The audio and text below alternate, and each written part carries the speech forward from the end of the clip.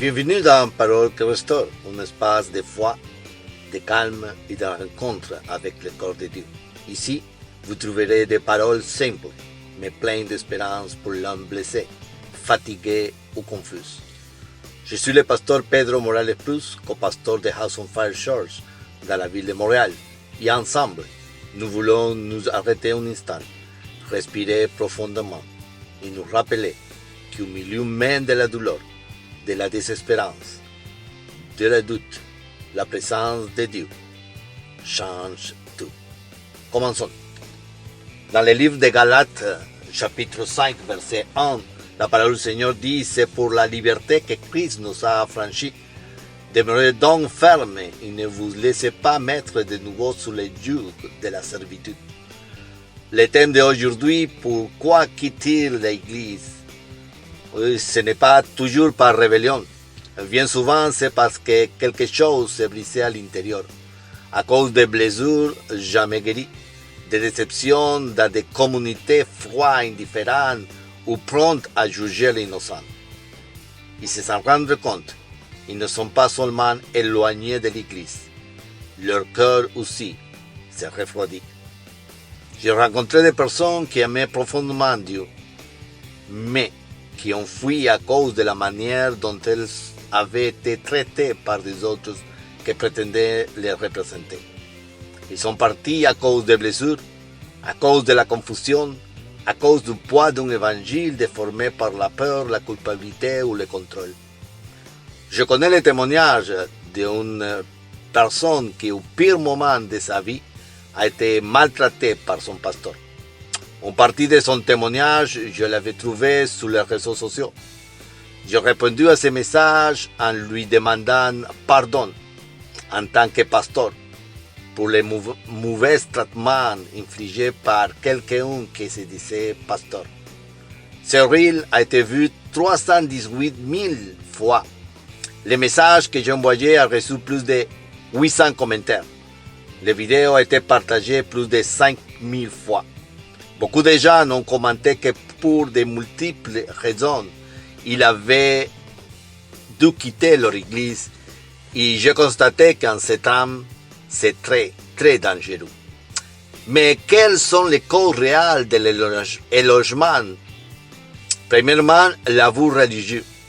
Certains pasteurs ou leaders n'accompagnent pas, ils imposent, ils manipulent, avec des versets exigeant une obéissance aveugle ou conditionnent l'amour de Dieu. Les fausses doctrines, enseignements se centrent sur les peurs, les châtiments, des règles humaines, des systèmes où il y a plus de condamnation que de compassion, plus d'exigence que de grâce. 3. Des pasteurs maîtres et non serviteurs. Il oublie que Jésus-Christ nous a donné l'exemple.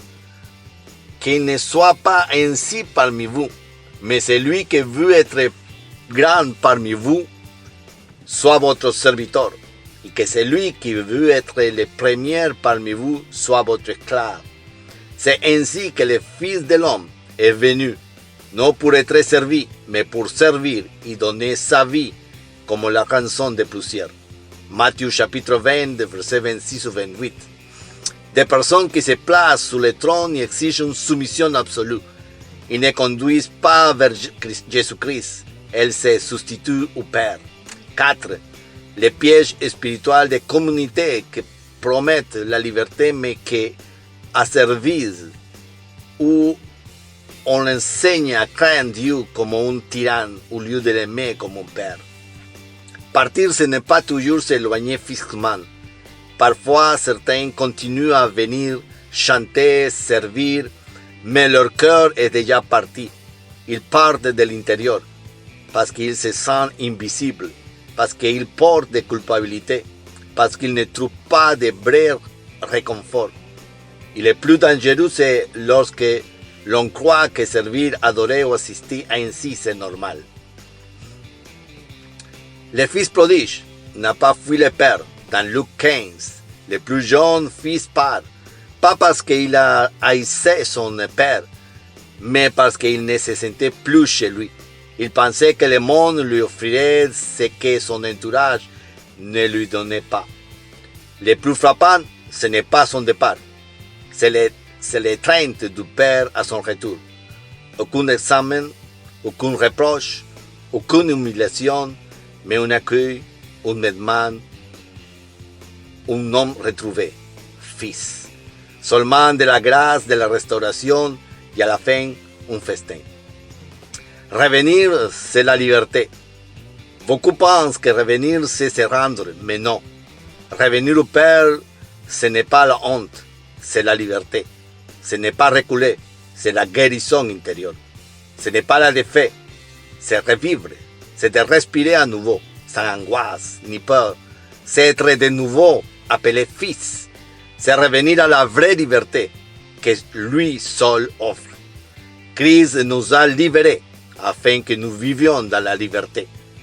Mais certains n'ont jamais expérimenté cette liberté parce qu'ils sont restés enfermés dans des structures qui utilisaient son nom mais ne reflétaient pas son amour.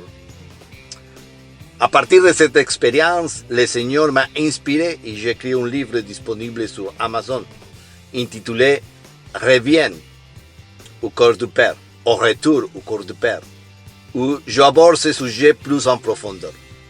Prions.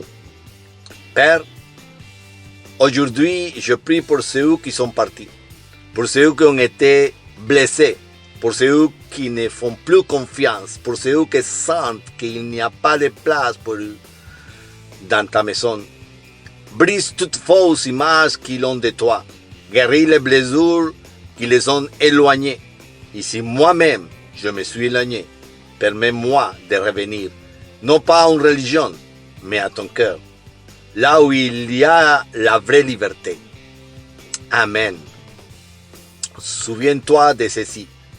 Si tu es resté loin, il n'est jamais trop tard pour revenir au corps du Père. Il y a des églises qui devraient, mais ne reflètent pas toujours le Père. Ne fuis pas loin de lui à cause de ce que les hommes ont fait. Reviens. Là se trouve la liberté. Merci d'avoir été avec nous dans Parole qui restaure. Si ce message a touché ton cœur, partage-le avec quelqu'un. Jusqu'à notre prochain épisode. Que Jésus-Christ vous bénisse.